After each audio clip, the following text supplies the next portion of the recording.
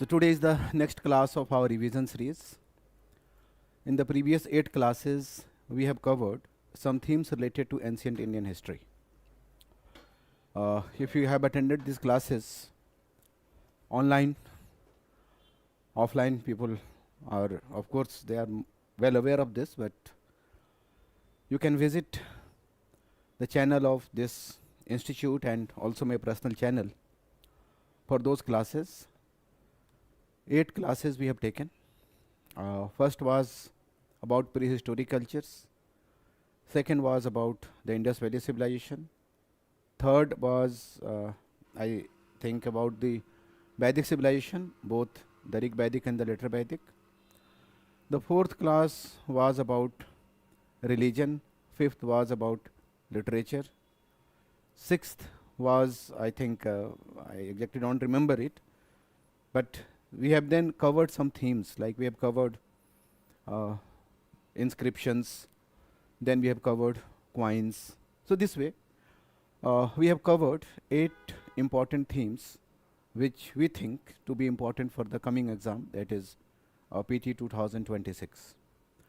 From today onwards, we have decided to shift our attention from ancient to modern. Here also we can identify some themes which may be important for us. For example, we can take note of the most of the time we have governor generals and then governors, some achievements related to them. Generally, these kind of topics are asked in PT. Then we can also take note of constitutional reforms, congress sessions, major reformers, leaders. So this way, themes would gradually evolve. Today, we have decided to take note of a very, very important aspect of modern India, that is constitutional development in modern India.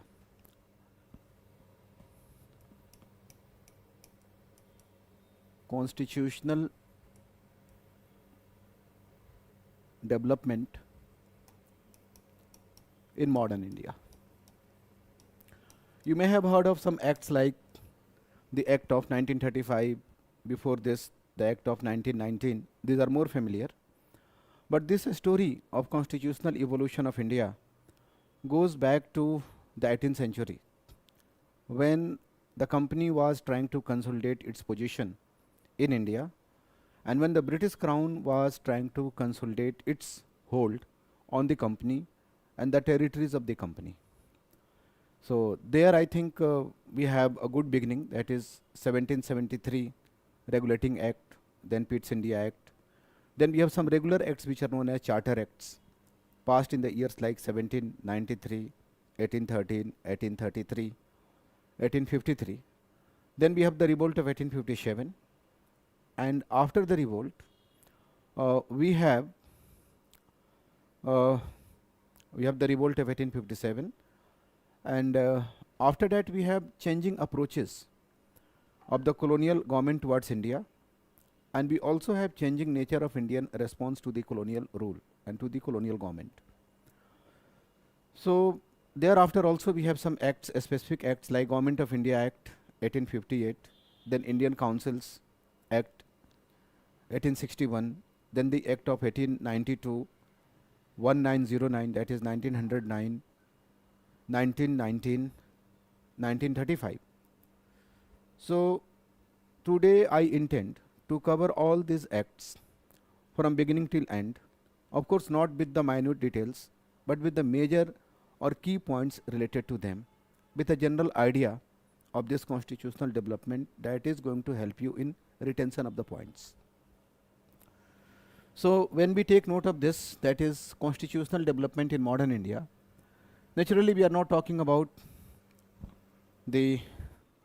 our constitution, though a large part of our constitution was also borrowed from the colonial structure. But here our focus is upon the colonial, how colonial regime was constitutionally consolidating itself in India. And this was of course part of a larger program of consolidation, which had institutional dimension, ideological dimension. But here we have identified one major dimension, that is constitutional consolidation. So here we can say uh, we have some acts. We have consolidation before or constitutional development before 1857. Before 1857, which is considered as a watermark in the history of Indian development, related to both colonialism and nationalism, a major watershed. Before 1857, it was the company. This is general understanding. It was the East India Company, though its powers, its privileges were being gradually reduced by the British Parliament in order to establish the hold of the British government on the company and its territories in India. And then after 1857, we have shift from power from the company to the crown. So we can say consolidation before 1857 under the company, consolidation after 1857 under the crown. Now, before 1857, when we have the company, it was mainly due to the circumstances and changing position of the company that forced the company to take some measures, or even British Parliament to take some measures.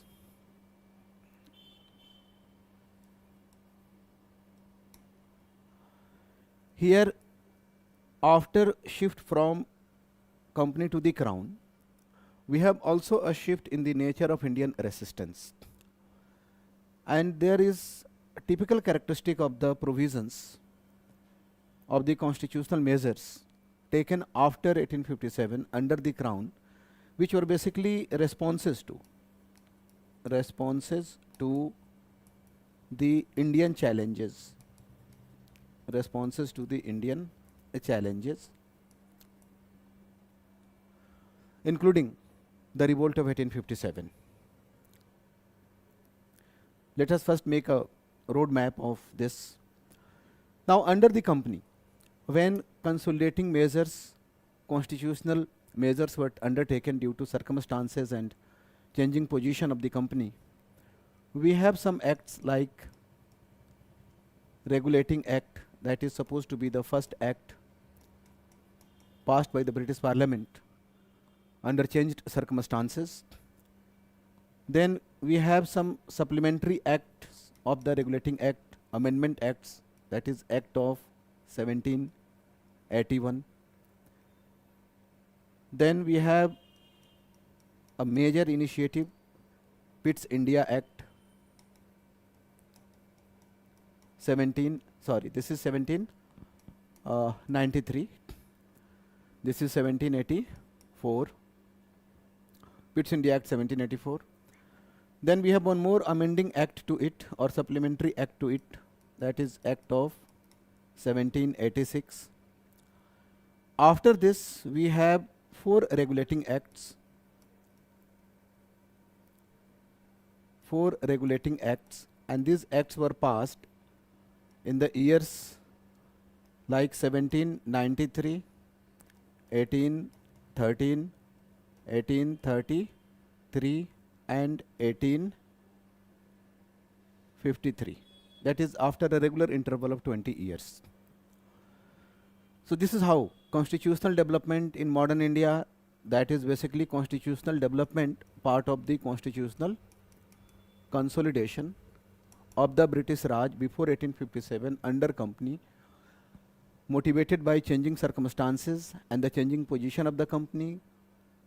And this involves some specific acts like Regulating Act 1773. I don't know what is happening here. This is 1773. Then Act of 1781, Pitt's India Act of 1784, Act of 1786, and then 4 regulating acts passed after the interval of 20 years, 1793, 1813, 1833 and 1853. Now, when we take note of the consolidation under the British Crown, so here We have Government of India Act, that is better Government of India, when the power was transferred from the company to the crown. Here we can say the Government of India Act of 1858. Here we can say the Indian Councils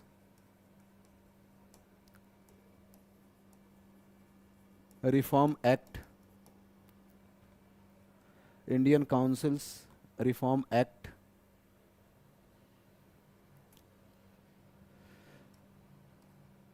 1858.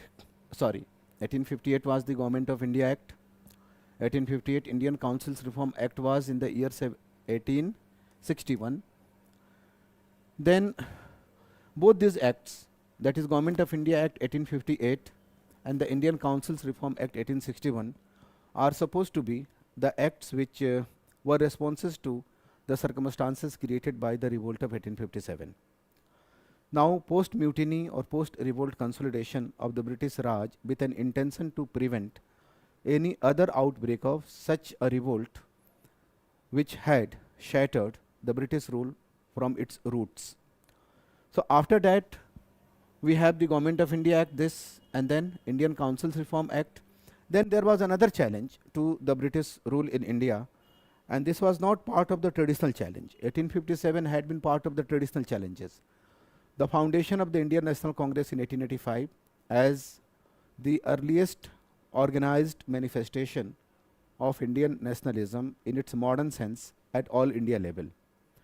And our liberal leaders have started demanding reforms ever since the establishment or foundation of the Congress. The attitude of the government was that government tried to ignore, but then finally, in the light of the promises made by the government, in the light of the pressures put by the Indian National Congress and our leaders and their political campaign, though not very aggressive, but still forced the government of colonial government to pass the Indian Councils Reform Act, Indian Councils Reform Act 1892. So 1858 and 1861, they were responses to the revolt of 1857. And this we can say was the early success of the Indian leaders of the Indian National Congress, or we can say success of the Indian National Congress as a political organization of all Indians. That of course was perceived as a challenge. Then as part of this, we know about the partition of Bengal. This is very important event, and the partition of Bengal by Lord Curzon, which was implemented in 1905, proved to be a major catalyst in the rise and growth of Indian nationalism, and the Indian response to this was the famous Swadeshi movement. Swadeshi movement is very important movement because this was a movement which was first all India movement by any all India political organization, and this movement was to witness emergence of almost all the major shades of the Indian future Indian national movement. So this was a big challenge. Now this challenge was something that very serious because of the unity. 1857 also had the same tendency because of the unity between the liberals and extremists, particularly during the Swadeshi movement. Though they had different perspectives, they had been fighting for their respective positions. That is not our cup of tea right now. But they displayed solidarity and unity during the Swadeshi movement, and even liberals came to accept the goal of Swaraj and the strategies like boycott and Swadeshi. So that was of course a big challenge, and that invited the colonial response that is known as Morley-Minto reforms. Morley-Minto reforms. Morley was the Secretary of State for India. Minto was the Viceroy, and both of them contemplated an act that was passed in the year 1909. So this first two response to 1857 Indian Council Reform Act, 1892 response to the foundation of the Indian National Congress in the year 1885, and then partition of Bengal and consequent Swadesi movement, forcing the British rulers to take measures for consolidation through constitutional measures, and those measures were implemented through the Morley Minto Reforms Act. Now the next development in this series was, we are going to cover details of all this, but I am just trying to give you the larger picture first. Then we know the First World War, and during the First World War we have Home Rule League movement, we have Khilafat movement, we have increased revolutionary activities, and then they were also making promises, tall promises at world level in order to justify the war related to liberalism, democracy, self-determination. So finally, you must be knowing about Montague Declaration of 1917 on 20th of August, that is also known as the Montague Declaration, in which there was an announcement by him on the floor of the House of Commons in England that the British objective in India is to create a system of self-rule through gradual association of Indians in different branches of administration. Now for the fulfillment of this forced wish, we can say forced because of the circumstances created in India and outside India, we have the Act of Government of India Act,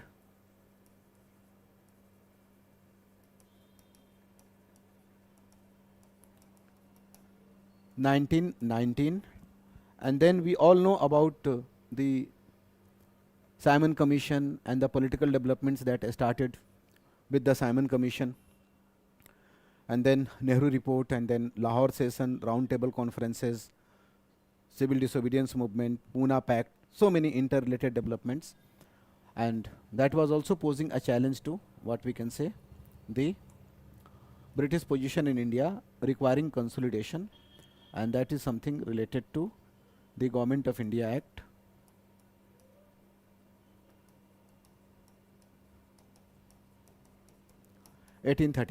sorry, 1935.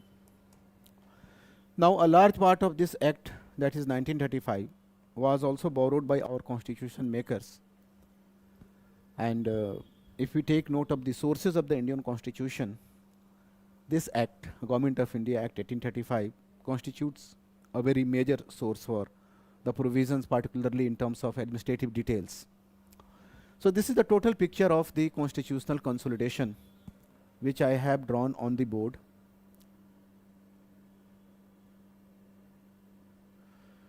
That constitutional development, that is constitutional consolidation of in modern India, that of course is consolidation of the British rulers in India, and of course that is transformation of India also towards modern political system. And here, while talking about this, we have categorized the measures broadly in two categories: the measures taken before 1857 when the company was ruling India, and it took measures, and its activities and its position forced the British Parliament to take some measures, and those measures are mentioned in the form of Regulating Act 1773, a Supplementary Act in 1781, Pitt's India Act 1784, an amending act to that act in the year 1786. Then 4 regulating acts passed in the 4 years after a regular interval of 20 years: 1793, 1813, 1833, 1853. Then we have transfer of power from the company to the crown, and now whatever measures were to be taken were basically responses to the Indian challenges to colonialism. The first major challenge had been the revolt of 1857 that forced the Act of 1858, Indian Councils Reform Act 1861, then the foundation of Indian National Congress in the year 1885, and early political activities of the liberal leaders forced the colonial rulers to take measures in the form of Indian Councils Reform Act 1892.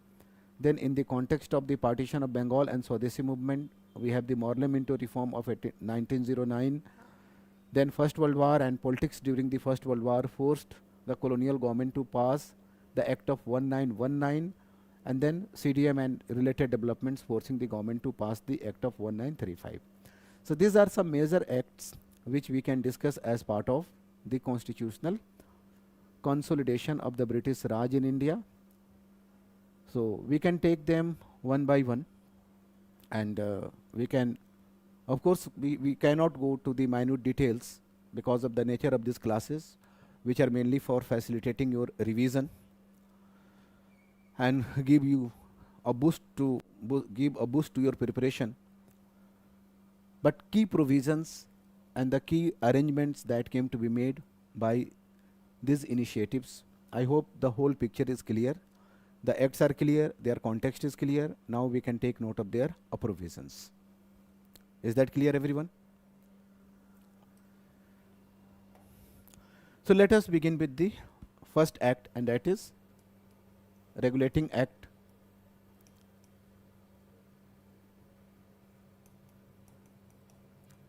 1773. This act was passed under changed circumstances. We all know the company had been a trading company which acquired territories in India, which of course acquired resources in India. And now under the changed circumstances, there emerged some new concerns. For example, now there was a need for a common center of political decision making in India. Earlier, the three presidencies had been separate from one another, controlled directly by the board of directors in England.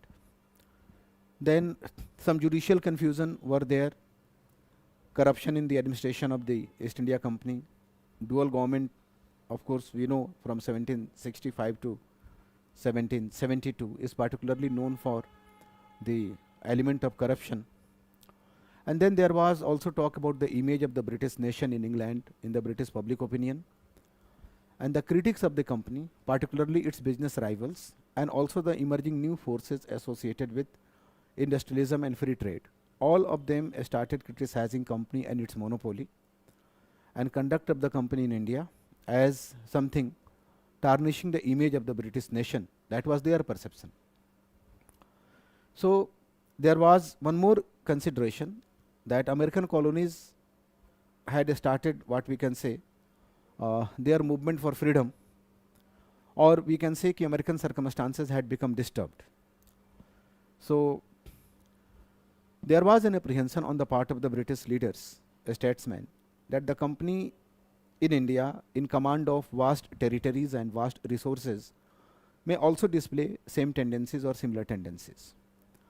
So it was thought wise to pass a parliamentary act and to define its privileges, its position, and also to define the relation of the crown with the East India Company and its territories, and to create the infrastructure through which the company was to control its servants in India and the parliament was to control the company and the board of directors. So that is the context, that is the background. Now this understanding may help you in answering a statement based questions. They can give you one provision and they can ask you the implication of that provision in the, they can give the implication in the next statement, and they can ask you which of the given statements is correct or not, and if correct, whether they offer explanation or not. So this kind of questions may be answered on the basis of this understanding. Now if we take note of the, we just talked about the circumstances. Now if we take note of the provisions, what provisions were made? So here the first thing was that board of control, which was the executive body of the East India Company elected by the shareholders, court of proprietors, it was thought that board of control should be freed from the court of proprietors. Court of proprietors, that is shareholders of the company. That was required because now parliament intended to control the company in more strict manner, and of course in the emerging era of free trade, shareholders, if powerful, were likely to interfere in this whole process of parliamentary control over the board of directors. So in order to free the board of directors from the clutches of the court of proprietors, that is shareholders of the company, a measure was taken that the voting qualification, the first measure was that is voting qualification of the shareholders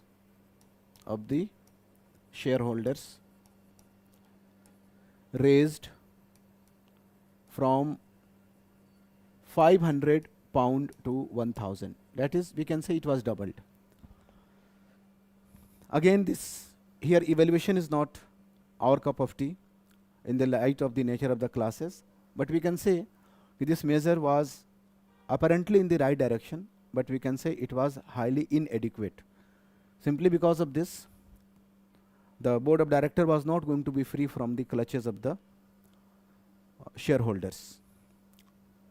Then we have the next second thing that was again meant for the same purpose, that the term of the office of the board of directors, that is directors, which earlier used to be 1 year, that was increased from 1 year to 4 years. Naturally, now any election for 4 years is going to secure a more autonomous position than any system of annual election. These two measures were particularly related to the way company and its shareholders were to elect the directors of the company. These two measures were taken as part of the regulating act. Now it was time for the British, that is the third dimension or third provision, British Parliament to establish control on the day-to-day functioning of the East India Company or the board of directors. When we say establishing control on the company here means board of directors. So a measure was taken, that is all political documents receiving from India, all political documents to be submitted before the Secretary of State. Secretary of State is British Foreign Minister, and all the revenue documents,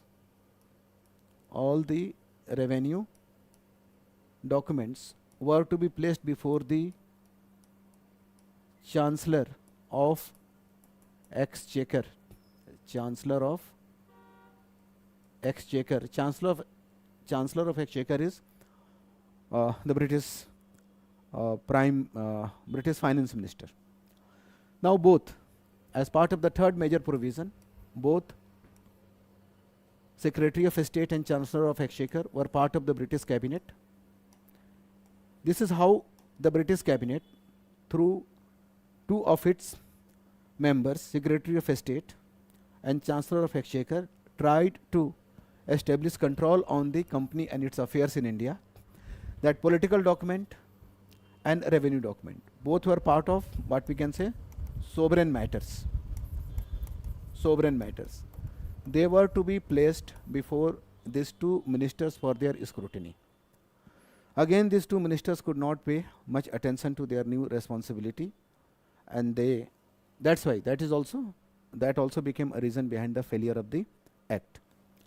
So three measures we have taken: voting qualification raised from 500 to 1000, term of the office from 1 year to 4 years, and two members of the British Cabinet, the British Foreign Minister, Secretary of State, and the British Finance Minister, the Chancellor of Exchequer, were given responsibility to scrutinize political and revenue documents coming from India. This is summary of everything that we have discussed. Company was left to manage its commerce the way it was managing it. So these ministers were, and British government was not going to interfere in the commercial matters, which were non-sovereign matters. Now in India, in order to create a new situation, or in order to meet the challenges of the new situation in which a private trading company had become a political power, a territorial power with huge military establishment, engaged in multiple conflicts, so coordination in the decision making was needed. So earlier we know that we had three presidencies: Kolkata, that is Calcutta; Fort William Presidency; later on Bengal; Madras and Bombay. Earlier all had been free from one another, but now a special position of this presidency was to be created, and here the governor was raised to the position of governor general.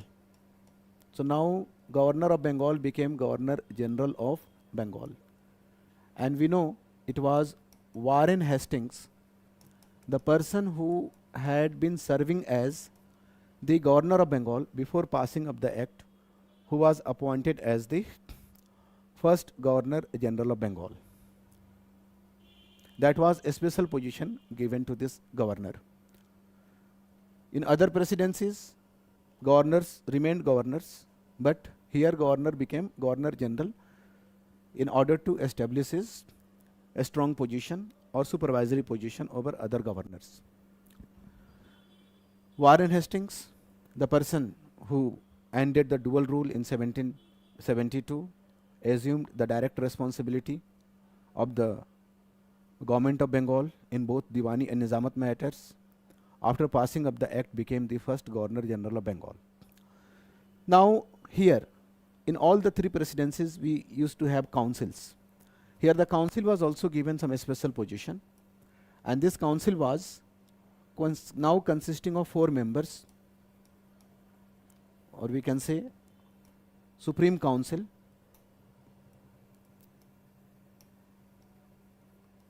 so council of this presidency became the Supreme Council with 4 members. These members were appointed for 5 years and were not to be removed without the consent of the crown or without parliamentary amendment. Their names were mentioned in the act itself. Their names are not important, but what is important is that these members always had conflicting relation with Warren Hastings, Governor General, and his position was very weak in the council. He was not given any veto power. He was not given any power to override his council. He just had something that can be called casting vote, and that rendered his position very weak. And because of this, there are many instances of conflict between Governor General and his council. Those episodes are not important here, so we can skip those episodes. But now in India, we can have Governor General and we have a new council, the Supreme Council, and this Governor General of Bengal in council, with the council, was now also to supervise these Madras and Bombay presidencies, not in all matters, but in 2 matters, that is matters related to war and peace. So in matters related to war and peace, both the presidencies were now supervised by the Supreme Council and Governor General of Bengal. That establishes his a special position. Then as part of the Regulating Act 1773, one more change was made, or more initiative was undertaken. That company from the very beginning had some judicial rights. It was managing judicial administration in its territories. It had its own courts. But the British subjects were not submitting themselves to the jurisdiction of the courts established by the company, as they thought that they are crown's subject. So in order to address this problem, a Supreme Court was established at Calcutta. The Supreme Court later on, after the revolt, became High Court of Calcutta. But the Supreme Court was established, and Sir Elijah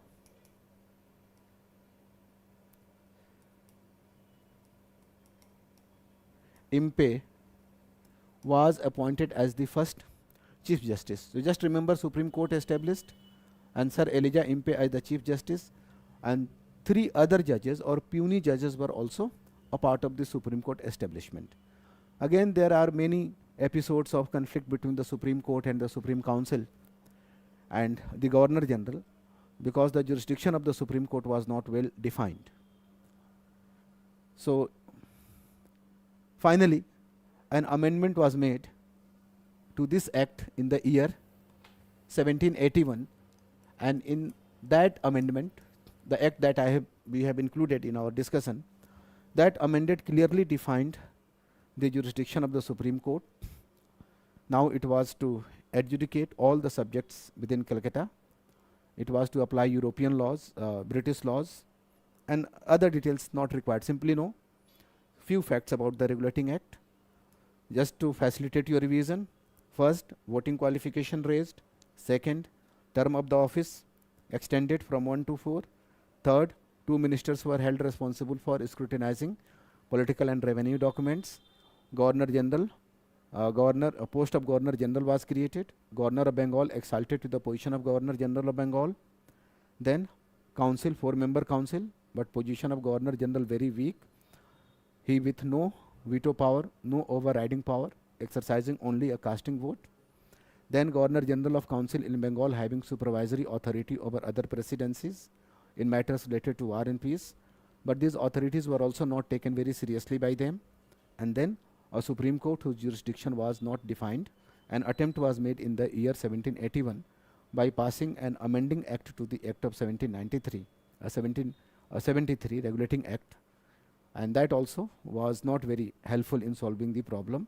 And so it is said this regulating act failed, and the failure of the regulating act led to the third major initiative. First initiative was 1773, second was amendment to this act which defined the jurisdiction of the Supreme Court, but that was not enough. Other problems were also there, other inconsistencies and inherent conflicts were also there. So we have the Pitt's India Act. William Pitt was the British Prime Minister, and at whose initiative this act was passed, so known as Pitt's India Act. The year was 1784. If they ask you which act provided the basic structure of the company's governance in India, basic structure of the company's governance in India, till the transfer of power from the company to the crown. So you can name this act, that is Pitt's India Act. Now in what way Pitt's India Act responded to the challenges which could not have been addressed by, or which could not be addressed by the regulating act. So let us begin our discussion on the Pitt's India Act and its provisions. Let us first talk about the changes taking place in England. In England, there was creation of a system of dual rule. Now, in what way this dual rule operated? That a new body was created, that is known as Board of Control. And now this Board of Control was given the power to control, superintend, regulate, direct the administration of India, of course through the Board of Directors. So Board of Directors still had the command on Indian officers and Indian administration, but now it was the Board of Control that was to direct the Board of Directors, or superintend the Board of Directors, control the Board of Directors in everything that is related to sovereign matters, that is political matters, revenue matters, military matters. Of course, Board of Directors were free to manage the commerce of the company, trade of the company the way they wanted. So this Board of Control and Board of Directors together managing the administration of India, this system is known as the dual government. Now Board of Director was something that was elected by the Court of Proprietors, that is shareholders electing the Board of, that we know. But this Board of Control was totally a government body. Here we have two ex officio members,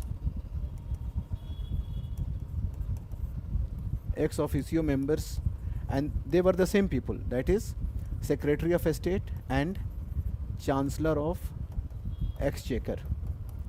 Both these ministers, the same ministers who had been given the power to scrutinize the political and revenue documents as part of the Regulating Act, became the ex officio members. Now 4 other members known as commissioners were to be appointed. So total members 4, and they were called commissioners. So it was consisting of 6 commissioners. Out of the 6 commissioners, 2 Secretary of State and Chancellor of Exchequer had been the part of the British cabinet. Remaining 4 commissioners were to be appointed by the British Crown. Now one of them was to serve as the president, and with time what we find is this president became de facto minister. President became de facto minister of the Indian affairs, managing almost everything, and without being responsible to, what we can say, his report was not to be presented to the parliament. So though he was not member of the cabinet, but he was a very powerful, he came to exercise very powerful position, and that was particularly facilitated by the fact that Henry Dundas, who became the first president of this board of control, this can be an important question, had been a personal friend of Lord Cornwallis, who was to serve as Governor General of Bengal in India for long. Then, in order to bypass the board of directors, in some emergency matters, a committee of secrecy or a secret committee of 3 members also constituted. That was another, a 3-member committee. That is, out of 24 directors of the board of control, board of directors, 3 members were excluded, and they constituted a committee. And in emergency situation, the board of control was to bypass the board of directors, and through them was able to directly send messages to India, or in emergency situation, of course, it was going to take up the administration of India in its own hand, bypassing the board of directors. But usually that was not to be done. The board of directors still retained their power of patronage, that is, right to appoint officials in India. Of course, that was now to be subject to approval of the British Crown, particularly the position of Governor General. In all other appointments, board of directors took their own decisions. So this is Pitt's India Act, making changes in England related to governance of the company by creating a board which is a totally government body consisting of 6 commissioners, 1 of them to serve as the president, 2 of them as ex officio members, Secretary of State and Chancellor of Exchequer, and a secret committee of the board of directors. This was the total situation that was created through the Pitt's India Act. And this system continued till the transfer of the power from the company to the crown after the revolt of 1857. Then in India, there was an attempt to strengthen the position of the Governor General of Bengal. Though he was still not given veto power, veto right was not given to him. He was still not able to override his council, but his position was strengthened in the council by reducing the number of members, that is from 4 to 3. So number of members of the council, Supreme Council, reduced from 4 to 3, and that was done by the Pitt's India Act. Pitt's India Act also thirdly clearly defined the supervisory jurisdiction of the presidency, Bengal presidency, or the Governor General of Bengal in his council over other presidencies. And then there is a curious thing also, that Pitt's India Act, fourthly we can remember about this act, that it forbade the company to undertake any military action in India or engage in any war in India. Some people say that it is expression of the pacifist desire of the British Crown, but basically it was need of the hour. Company had already incurred losses, and its finances were in ruins. Its political condition was also not very healthy. So a moment of relaxation was needed before the further initiatives taken for the expansion. So that is known as the pacifist provision. So if the question is which act had a pacifist provision asking the company not to engage in military conflicts in India, the answer is going to be the Act of 1784, which is known as the Pitt's India Act. Now, as we just discussed, that Pitt's India Act, though tried to empower the position of Governor General of Bengal, but still did not grant him the veto power or the veto right. Now, Lord Cornwallis, we know him also for leading the British troops, royal troops in the American War of Independence. So when he came to India, and when he was to come to India as the Governor General of Bengal, he was given some special responsibility, that is to develop a satisfactory system of revenue administration, and also to put a curb or check on the large scale corruption in the administration of the British territories in India. Now for this he insisted upon granting veto power. So it was not given to Governor General, but it was given personally to him, that you go, you take measures what are needed, and you will be in a position to override your council. you will be also in a position to veto the council. So it was Cornwallis who became the first person, not first Governor General, who while acting as the Governor General of Bengal was given the veto power, and it was an amending act passed in 1786 that provided or that granted that right or that power to Cornwallis. Then, so as specific measures we have talked about. Just for recapitulation, we talked about the Regulating Act, we talked about the Amending Act to the Regulating Act, then we have talked about Pitt's India Act, and then Amending Act to the Pitt's India Act. These four specific measures we have discussed. Now, if you see the plan that we made in the very beginning of this class, we have to take note of the Charter Acts.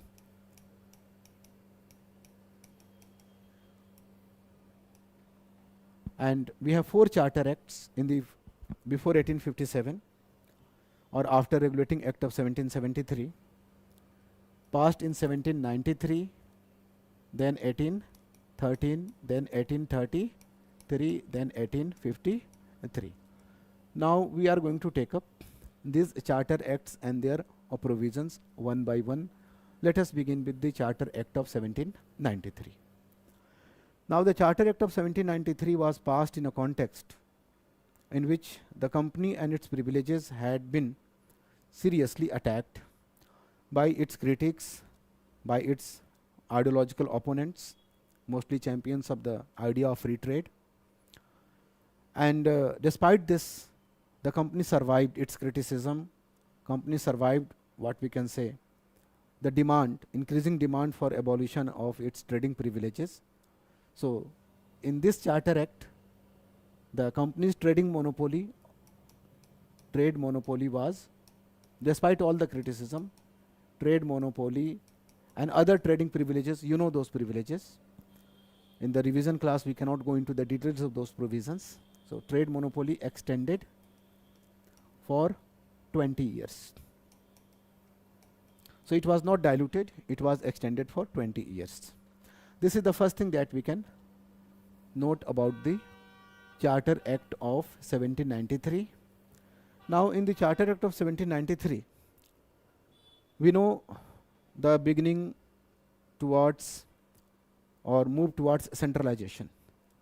So a very important position, very important initiative rather, was taken, and that initiative was to allow the Governor General of Bengal to move in person to other presidencies and preside over their councils, and while presiding over their councils, exercise the powers of the governors.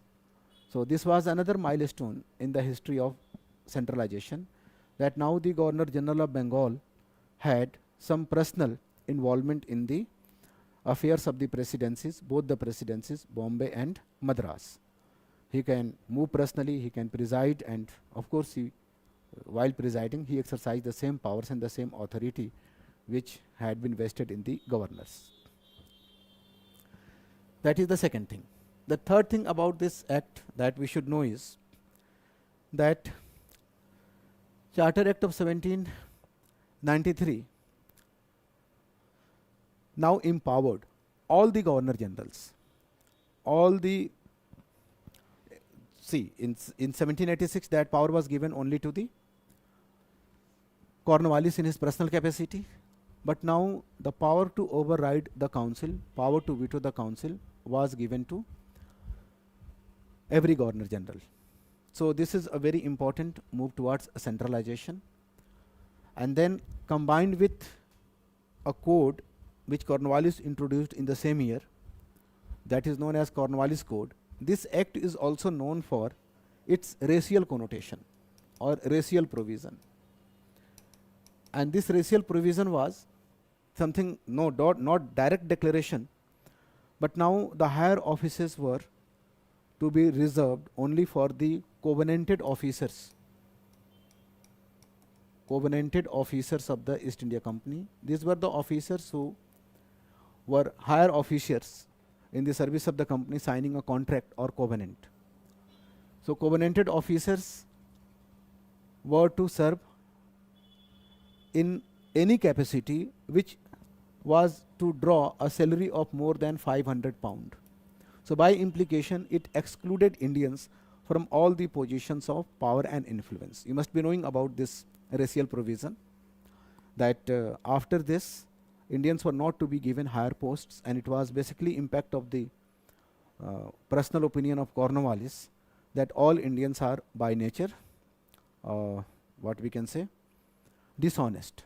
So he was, we can say, first of the Anglicists who, in order to remove corruption from the company's administration, decided to remove Indians from the administration. And the impact of his personal opinion and personal perception we can find on both the code that he introduced in the same year and the act that was passed in the same year, that is 1793. So about this act, remember 3 or 4 things. The first is trade monopoly extended for 20 years, that is without any dilution. That was done despite criticism of the monopoly of the company. Second thing, that a special position of Governor General was established in his council. He was now given the veto power or the power to override his council. Third thing, that his special position was established also in case of other presidencies, that he could move and preside over other presidencies as well and exercise the powers of other governors. And the fourth thing is exclusion of Indians from the higher offices. So these 4 or 5 things you should remember about the Charter Act of 1793. Now the Charter Act of 1813. In the Charter Act of 1813, the first thing was that company's monopoly. The company had survived its criticism in 1793, but after 20 years, company was not able to do that because the critics of the company had acquired more power, more influence. And now the British Parliament was forced to abolish the monopoly of the East India Company. Abolish, that is monopoly abolished, right this way. We know the monopoly right of the company. So monopoly of the company abolished. But it was not a case of full abolition. Company still had monopoly in 2 matters, that is trade with China and if the company was trading in tea. So while trading in tea and while trading with China, the company still had monopoly rights, but in all other matters, the monopoly rights of the company came to be abolished. This can be called partial victory for the doctrine of free trade. Now the second thing, that sovereignty of the crown on the company's territories in India came to be clearly declared. Now this was gradual weakening of the moral, legal and ideological position of the East India Company, and Crown was gearing up to undertake the administration of India, but of course it was not to be done suddenly. So the second thing is that sovereignty of the Crown on the Indian territories came to be clearly defined, but the company was given the right to rule India on behalf of the Crown and his descendants for the next 20 years. So what was extended in the Charter Act of 1813? The first thing, monopoly, not the complete monopoly, only monopoly on trade with China and trade with tea, that came to be extended for 20 years. And then the right to rule India on behalf of the Crown was also extended for 20 years. Then in this act, sovereignty of the Crown clearly expressed. One very important measure was taken, that Christian missionaries were allowed in India.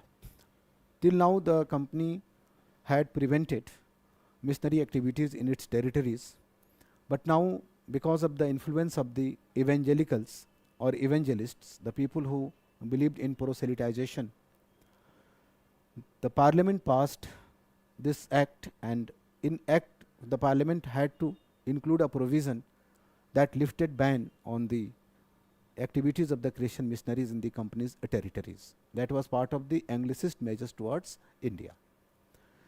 Then Another move was related to education, that a sum of rupees 1 lakh was set aside for the promotion of education among natives. And here, that we can say was a very significant step, because for the first time a state was undertaking responsibility for educating the masses. Though it was yet not decided whom to educate and what kind of education is to be given, but allocation of this sum, that was a case of annual allocation, was going to play a very important role in the beginning of modern education in India. So while talking about this act, that is regulating Charter Act of 1813, remember these 3 or 4 things: abolition of the monopoly of the company, that is partial abolition, extension of the remaining trading privileges along with the right to rule India on behalf of the crown, with declaration of the sovereignty of the crown for 20 years, and then Christian missionaries given permission to proselytize in the company's territories, and then also what we can say, allocation of rupees 1 lakh for the promotion of education among the natives. Now the forces that shaped the nature of the provisions of the 1813 after 20 years, that is in the year 1833, had become more powerful, or we can say they became more powerful. And here now we can take note of the major developments or key developments as part of the Charter Act of 1833. That complete abolition of the monopoly of the company, complete abolition of the trading privileges of the company. And this is not enough. One more thing was done, and that is very important. We keep on hearing that company was trading company, company was a trading company. But after passing of this act, company was no longer a trading company. It was now purely administrative body. It had no trade functions, no commercial interest. Of course, shareholders were there, but shareholders were now to receive their dividends out of the Indian revenue. Our later nationalist historians were going to include this as part of the drain of wealth. So what was extended in the year 1833 was not the trading monopoly, because it was already gone, nothing about the trade, because company was no longer a trading activity or trading concern. It was right to rule India on behalf of the crown, whose sovereignty was again declared, that is repeated declaration of the sovereignty of the crown was declared, and now company was to rule India for 20 years on behalf of the crown. Now in this act, some other interesting developments were there. For example, this act is particularly known for a very strict kind of centralization, and that is symbolized by the fact that now the Governor General of Bengal was exalted to the position of Governor General of India, and Lord William Bentinck, who had been serving as the Governor of Bengal, became the first Governor General of India. So the very designation or the title is suggestive of increasing centralization. Now his council was also reconstituted with an additional member. That additional member was known as law member, and we know about Macaulay. Macaulay became the first law member, and this law member was to assist the council when it was going to transact its legislative function. It means that now for legislative purposes there was institutionally a new body. We can say it now, of course new body because of the addition of the law member, Lord Macaulay, who became the first law member. This body we can say was containing the seats of future Indian legislature. And the future Indian legislature, of course it kept on developing through many provisions, through many amendments, can be traced back to the Act of 1833. So this is the second thing about this act, that is centralization. All powers with respect to all the territories of the company in India came to be vested in the in the Governor General of India in council, and for facilitating his legislative business, a new member, additional member, who was to participate in its proceedings only when the council transacted its legislative business. So first law member, and for the first time some sort of separation of the legislative function, and for the first time something that we can say as part of the Indian legislature came to shape. Now in this act there was also provision for codification of Indian laws, some other provisions, codification of Indian laws, and appointment of the first law commission with the same person as its chairman, who was also the first law member of the reformed council of the Governor General of India, Lord Macaulay. Now in this act there was one more important declaration, and that was that Government of India is now going to take measures for abolition of slavery. Of course that was to be abolished a little later, that is in the year 1843 by Lord Ellenborough. But we have instruction, clear instruction, that government in India, headed now by Governor General of India, is going to take measures for the abolition of slavery. Then we have one more important declaration, and that declaration was something that of course in the short run had very little impact, but in the long term struggle of Indian people against the colonial regime was going to play a very important role. I think some of you may have guessed it. That was a declaration that now no discrimination would be made in matters related to appointment, and Indian, that is companies subject in India, are entitled to any post under the administration. So this new system eliminated, or we can say eclipsed, the provision or the system that had been created by the Charter Act of 1793. So from 1793 to 1833, we can say, that is for 40 years, this policy of racial discrimination was in its institutionalized form. After that, of course, it was not institutionalized, but then practically the policy continued till the end of the British rule, we can say. So these are some important developments, and then there was provision also for the codification of Indian laws. These are some important developments in the Charter Act of 1833. To sum up, we can say the Charter Act first abolished the monopoly of the company completely. The Charter Act transformed the company from commercial entity to a purely political and administrative entity.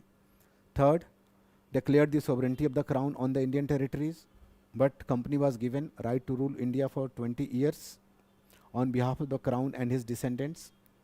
Next, principle of equality accepted. Next, we have provision for the abolition of slavery. Next, we have codification of Indian laws. Then we have first law commission, and then we have a centralized system of administration in which all powers came to be vested in the Governor General in Council with respect to all the British territories in India. And in order to facilitate the legislative business of the Governor General of India in Council, a law member was added, and Lord Macaulay became the first law member. He is the same person who was also responsible for the introduction of modern education later on. Is this clear? So this is quick revision kind of thing. I hope you understand that we are proceeding like this because the purpose is not to clarify your concepts, that is already clear. You are already familiar with these facts. It is just to facilitate your recall or revision and to create a larger picture or some interconnections that may facilitate your recall in the examination hall. So purpose of revision classes, I hope, are being served. So now the next act is the Charter Act of 53, that is 20 years later. Charter Act of 1853.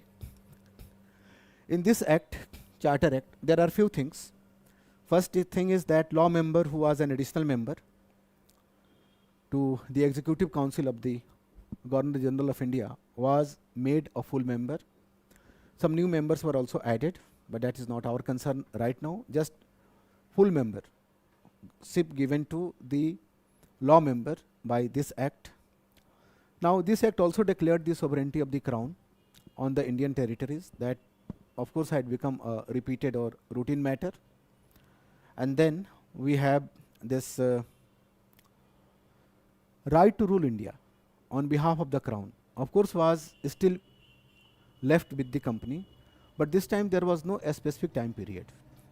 That means the crown or the British Parliament, exercising the authority of the crown, had already prepared its mind that the transfer of power can take place even before 20 years.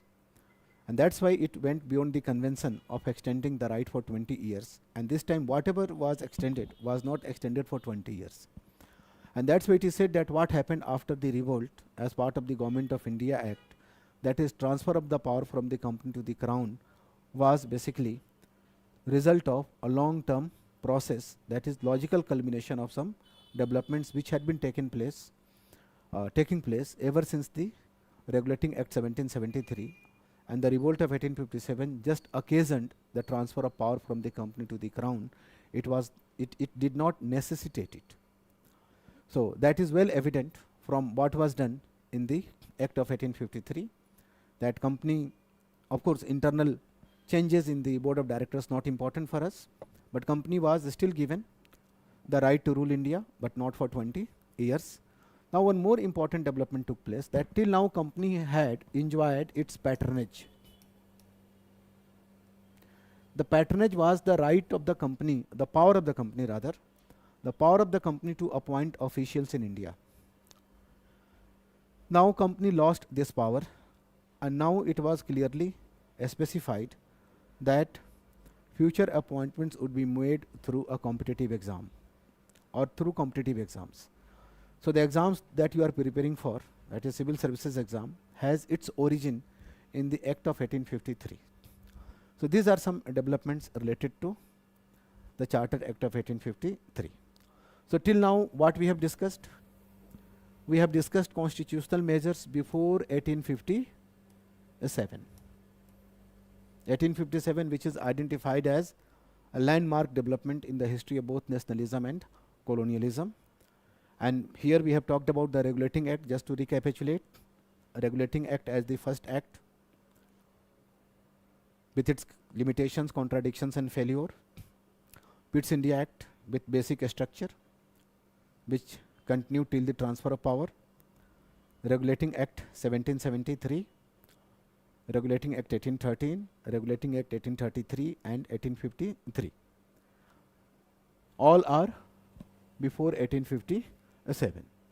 As we discussed in the very beginning, that after 1857 the things are going to change, and the changes can be noticed in both in the nature of British rule and also in the nature of the Indian responses to the British rule.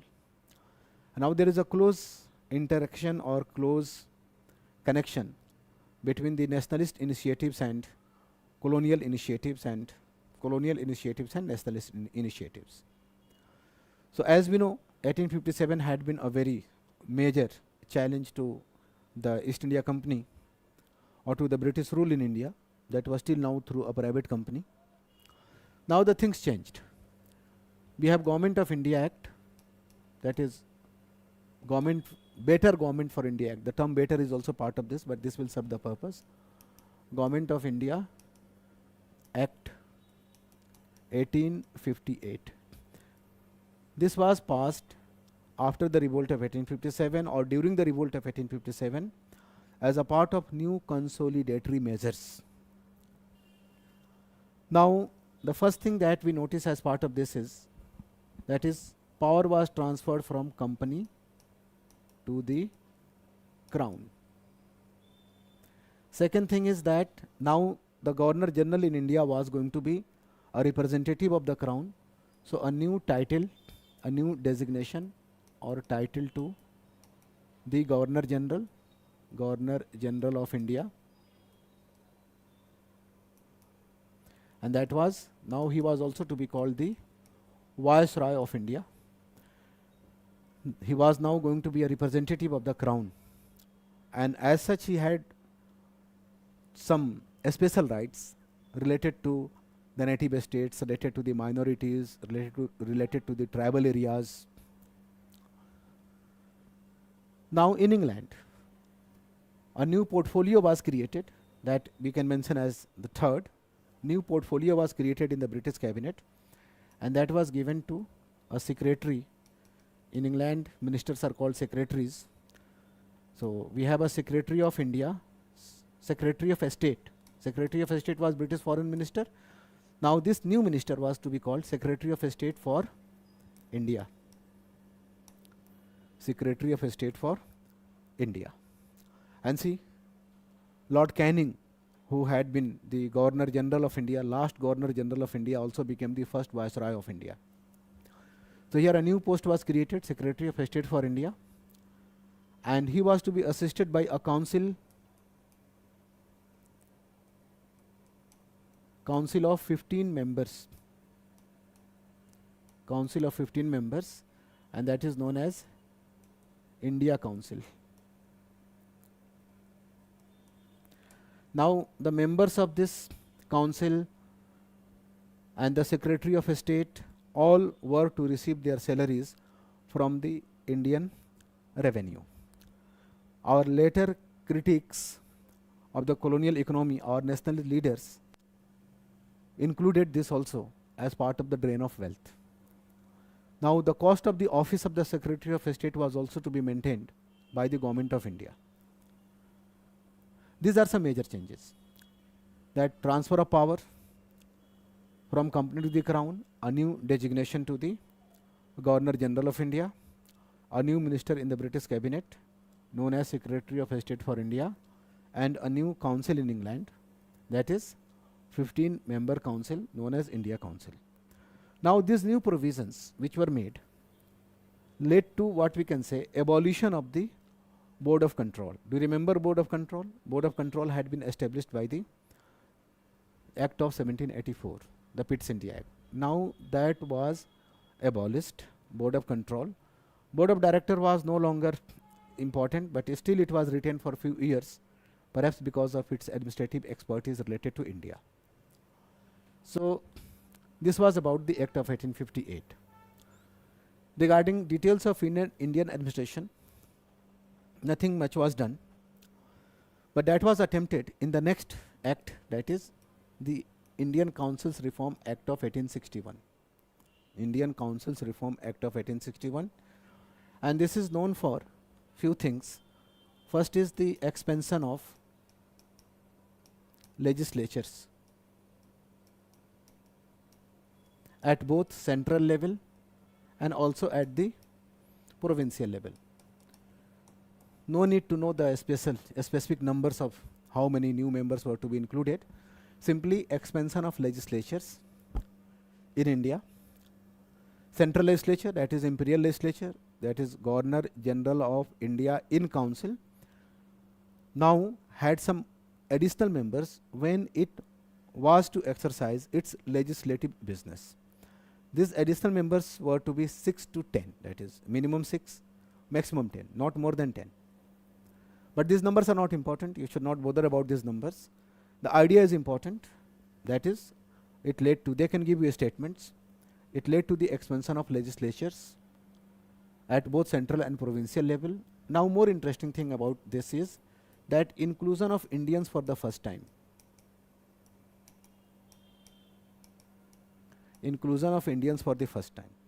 They were highly elite Indians, and perhaps they were included not in order to make a representative system in India, because the kind of people who were made part of this council were not reflecting the Indian opinion. We have those people who had particularly helped the British rulers in suppressing the revolt of 1857. So we have Patiala Maharaj, we have Raja of Banaras, we have a minister of Sindhia. Their names not important. So in the book of Bipin Chandra, a very important episode is written that when a member who did not know English was asked in what way he participate in the proceedings of this legislature, so he says that I keep on looking at the Viceroy, and when Viceroy raises his hand, I also raise mine. So this is how some Indians were simply rewarded for their cooperation with the British rulers during the revolt of 1857. And it was not any genuine attempt to introduce a system, but of course it was in the harmony with the Act of 1833 that had talked about the equality of all the subjects, including the company's subjects in India, in matters related to appointment. Now, the third important thing about this act is that it introduced a system that is known as portfolio system. That now the members of the executive council of the viceroy, we can say, were given responsibility for the administration of specific departments. So these three developments we should remember regarding the Indian Councils Reform Act 1861, expansion of legislatures with new members at both central and provincial levels, inclusion of Indians for the first time at the central level as part of reward and punishment, and introduction of the portfolio system. Then we discussed that after this, of course, we have some minor pieces of legislation, but we can ignore them, and we can take note of the first major step taken by the British government after the foundation of the Indian National Congress in the year 1885. In the year 1885, we have the National Congress, and then in the year 1892, that is 7 years after the foundation of the Congress, that perhaps was moderate, very moderate in its demand, but still the very justification of the British rule needed some sort of liberal measures taken in India. So this act was passed in the year 1892. Now some features are going to be very common, that every time a new act will be passed, there will be expansion of legislature, and expansion of legislature, new members, but if the new members are nominated by the government, that is not going to change anything. That is not democracy. Democracy is about representation and responsibility both. So if no responsibility, even if there is 100% representation, that is not democracy. And if there is 100% responsibility but no representation, that is also not democracy. So we can say democracy thrives on these twin pillars of representation and responsibility. So if we judge the act and its initiatives on this basis, again, this act fell short of the expectations, liberal expectations of our leaders, though it expanded the legislature, but at no level non-official majority was established. In provinces as well as at the center, we still have retention of the official majority, and system of election was also very indirect. Mostly some local bodies which had been created in the 80s, 70s, late 70s and 80s, they were given a very vague kind of representation. So system of election, though very limited, that remained very confusing and not direct but indirect. But we have expansion. The members were also empowered, that now they can discuss budget, they can ask questions, but the limitation was that they can still not ask supplementary questions, and no voting right was given to them. So expansion of legislature with retention of official majority, first thing. Second thing about this is that members were empowered to have discussion, including the budget. They were also empowered to ask questions, but they could not ask supplementary questions. And the system of nomination still prevailed, and traces of election, of course, noticed, but then it remains very vague kind of thing. And finally, the act was not liked by even liberals, who had been quite optimistic of the British credentials to introduce modern political and administrative reforms in India. Then we have, and that also became one reason we find differences between the liberals and moderates. And the failure of this act to satisfy the nationalist sentiments also proved to be a reason behind increasing gap between the liberals and the extremists of the Indian National Congress. And this gap kept on widening, though it was breached for some time during the Swadeshi movement, when even the liberals accepted the goal of Swaraj.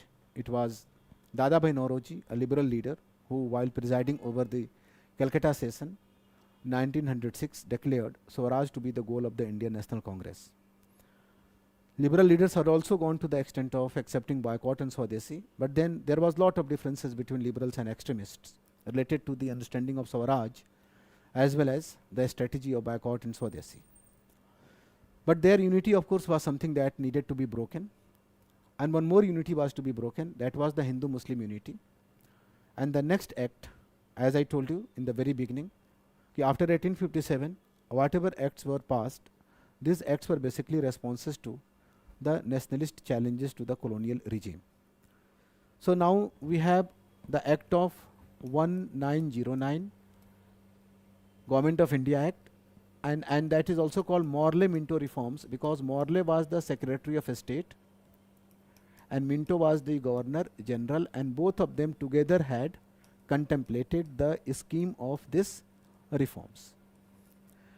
Now if we take note of the key features of these reforms, one is, again, every time we are going to see this expansion of legislature at both central and provincial levels. Now for the first time, one thing becomes noticeable, that non-official majority in the provinces, but official majority was still retained at the center. Here official majority, non-official majority, I hope you understand. This is not a class meant for explaining those things, but still let me tell you that non-official members, the members not part of the government structure, not part of the official establishment, that is additional members, elected members, nominated members to the council for legislative purposes. So here we have something that is noticeable, and that is non-official majority in the provinces. No need to remember those members, no 27 members, 32 members or 136 members. All this data UPSC does not ask. Just know the concept. Legislatures were expanded with non-official majority in the provinces. But the system still remained, what we can say, system still remained based on indirect election. But this time it was more clear. Indirect election. Indirect election, we can say, this system was concretized. Of course, this is accepted as progressive, but again, falling short of the nationalist expectations. But the most remarkable thing is the separate electorate. Separate electorate given to 3: Muslims on communal ground, Zamindars on class grounds, and European chambers of commerce. These 3. We know that separate electorate given to Muslims became a bone of contention also between Muslim League and the Indian National Congress, but there was a pacification in the Lucknow Pact that was signed in the Lucknow session 1916. Congress accepted the separate electorate and Muslim League accepted the objective of Swaraj, and both the parties accepted that they are going to make a common program for the attainment of Swaraj. So it was accepted, but then we know the evil impact of the separate electorate and its consequences. We see that the policy of divide and rule was institutionalized for the first time, and that was institutionalized with a communal color. And this separate electorate, of course, later on came to be expanded, given to others also. And here we have also the seats of partition. On the positive side, in this act, a remarkable development was there, that for the first time an Indian was included in the Executive Council of the Viceroy. We have Sir S.P. Sinha, who joined the Executive Council of the Viceroy as law member. So it was like becoming a minister. Joining the Executive Council of the Viceroy was it was akin to joining cabinet today. So for the first time we have an Indian member. Indians had been part of the legislatures, but not part of the executive at the center. So it was S.P. Sinha joining as the law member. So this is something that is very important part of this act. Now after this act of 1909, we have the act of 1919, we know it was passed with a demand, increased demand of Swaraj. So we have leaders like Tilak and Annie Besant with Home Rule League movements demanding Swaraj. We have revolutionaries taking First World War as opportunity to liberate India. Gadar movement, you must be knowing. We have disturbances in Punjab with Jallianwala Bagh massacre, Rowlatt Act Satyagrah. We also have Montagu Declaration in the meantime. So this act was passed in a very mixed atmosphere. But then those circumstances we are not going to discuss here in detail. Finally, what was provided in this act had nothing to do with what our nationalist leaders had been demanding, Swaraj. So if there was one single reason why the Act of 1919, which is the only act which was completely rejected by the Indian National Congress, that was not granting the Swaraj despite lot of hopes and expectations, lot of talk about the Swaraj. So here in the Act of 1919, what was not given, that we know, that is Swaraj was not given, but something very important took place in the Act of 1919. Some landmark things we can discuss. That of course we have this expansion of legislatures. Every time this is going to happen. And this time everywhere, that is at both central and provincial level, we have non-official majority. Non-official majority and non-official elected majority. That is also important. It was not going to be nominated majority. So Indian political system is getting modernized. We have now something which can be related to the constitution that we were to accept after independence. So non-official majority in the legislatures at both central and provincial levels, that is a very remarkable thing. Then we have one more thing, that is bicameral legislatures. Bicameral legislatures. At the center, their names not important, just know this idea of bicameralism. Bicameral legislature at the center, and not in all of the provinces, but some of the provinces bicameral legislature came to be included, came to be established. Even today in most of the Indian states we have unicameral. In just few of them we have bicameral legislature, perhaps a legacy of the colonial past. Bicameral legislature. Now the third thing about the act of, and very noticeable about the Act of 1919, we are talking about 1919, is that this act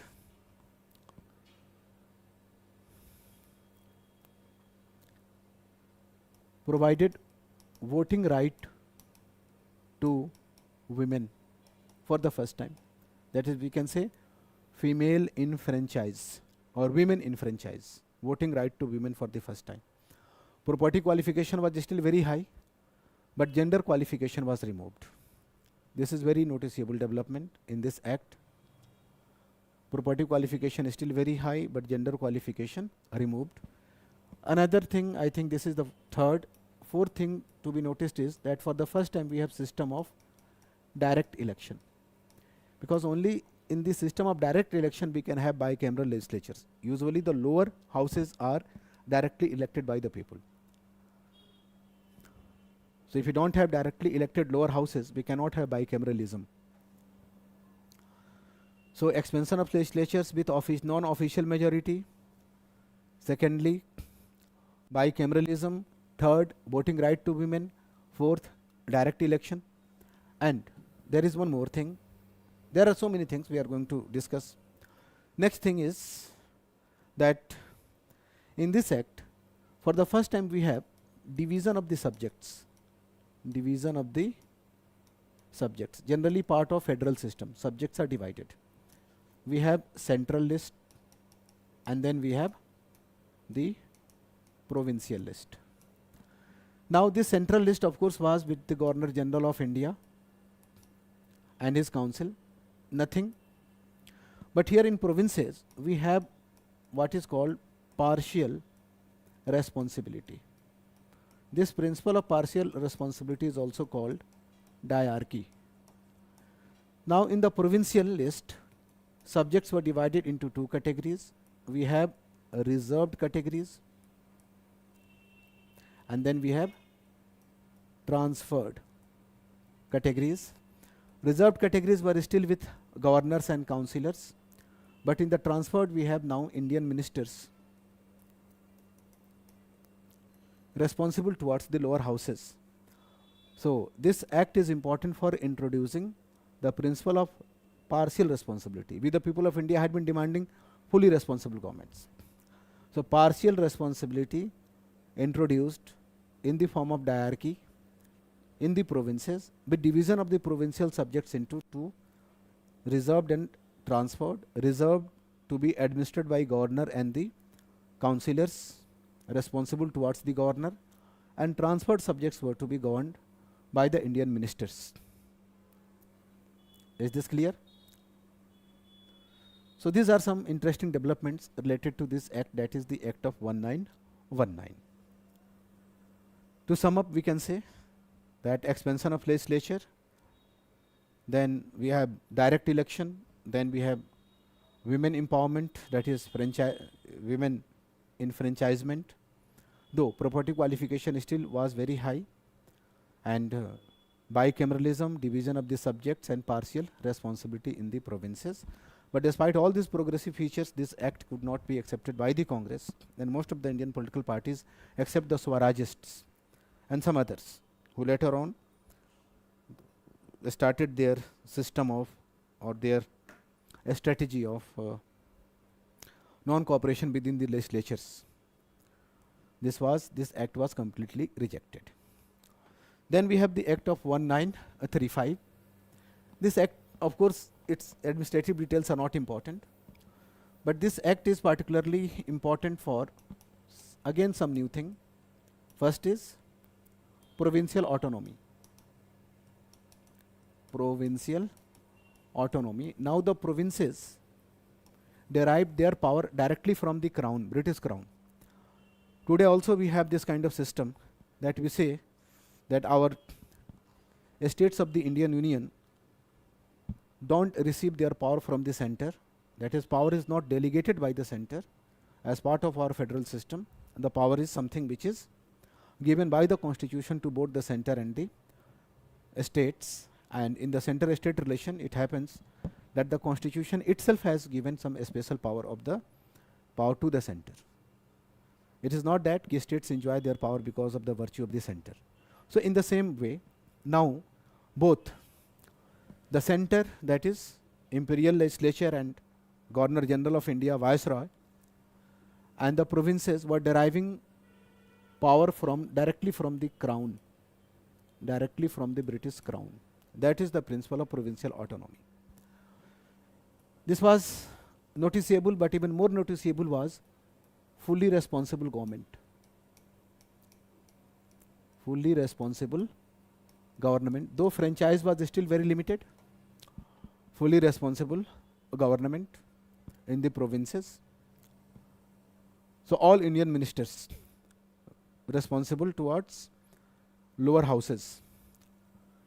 Then we have something that is called diarchy on the same principle, diarchy at the center. That is, central subjects were divided into two parts in the same way as in the Act of 1919 provincial subjects had been divided into two parts, reserved and transferred. Reserved subjects with the Governor General of India and his members of the Executive Council, and the transferred subjects were to be administered by the Indians responsible towards the Indian legislature. Now in this act there is one more thing, and that is the principle of federalism. That now a federation was to be created. In that federation, British India with its presidencies, provinces, and provinces of the lieutenant governors and chief commissioners, and also the princely India to be participated.